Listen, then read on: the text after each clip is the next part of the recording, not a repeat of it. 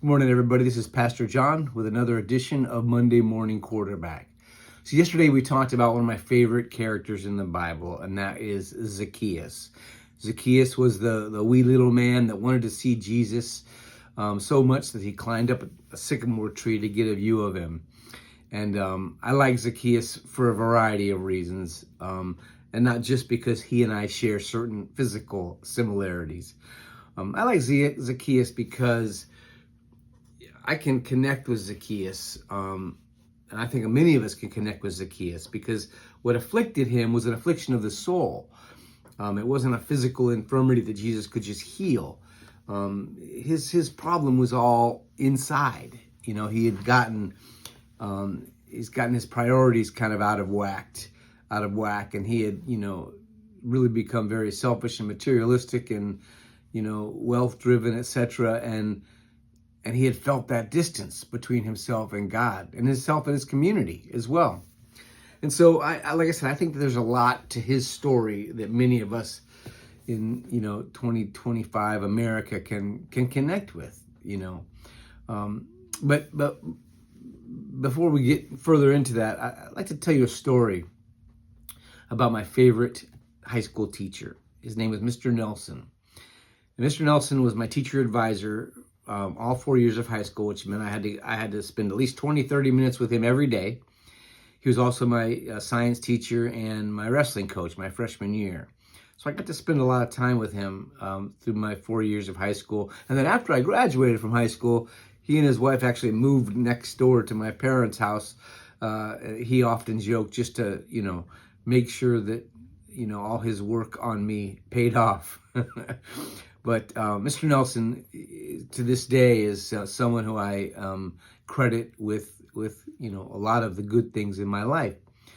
And the thing that I appreciated most about Mr. Nelson, when I was in high school, I, as many of us, did not have what we would call great self-image. Very angry young man. But Mr. Nelson somehow saw something in me that even I couldn't see myself. And he never missed an opportunity to share that with me. He never missed an opportunity to encourage me. Never missed an opportunity to help me see myself in a better light. And he can, and he wasn't moralistic or you have to do better. It was always just sort of, this is what I see when I look at you, Watterson, and someday you need to see that yourself. And the way I describe it is, when I looked in the mirror when I was in high school, like I said, I was quite angry oftentimes, and I saw a loser in the reflection. But when Mr. Nelson looked at me, he saw within me a champion.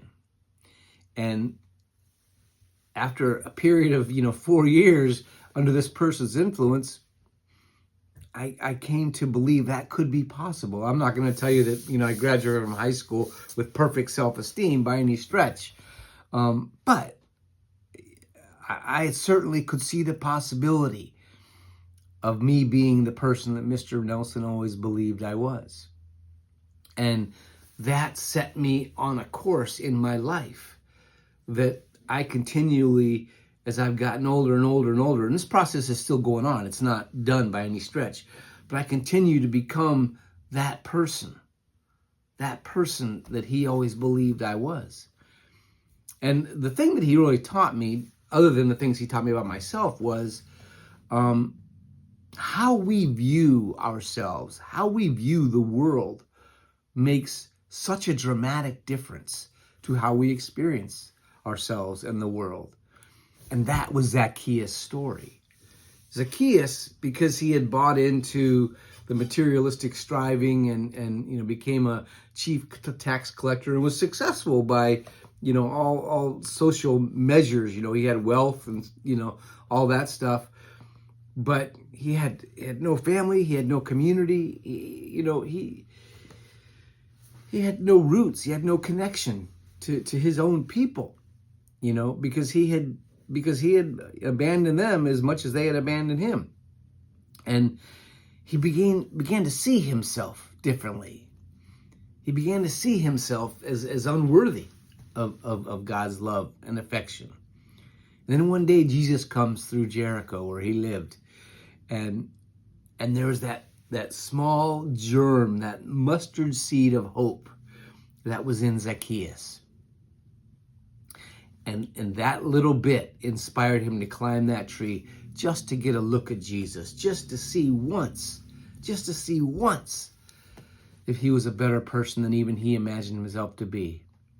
And when Jesus said to Zaccheus, Zaccheus, come down from that tree. I'm going to stay with you today. Zaccheus, for the first time in, for who knows how long, saw himself differently.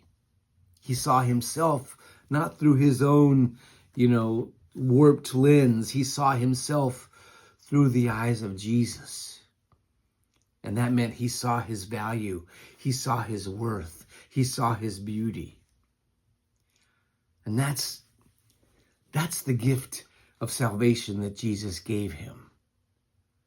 You see, he allowed him to see himself the way God sees him. And that's my wish for all of us. Because if we could see ourselves the way God sees us, the way God, the one who created us, if we could see ourselves the way God created us, we would just be different people. We would respond to the world in different ways. We would have a different level of self-esteem. So that's my wish for you, for myself, for those that I love, for everyone.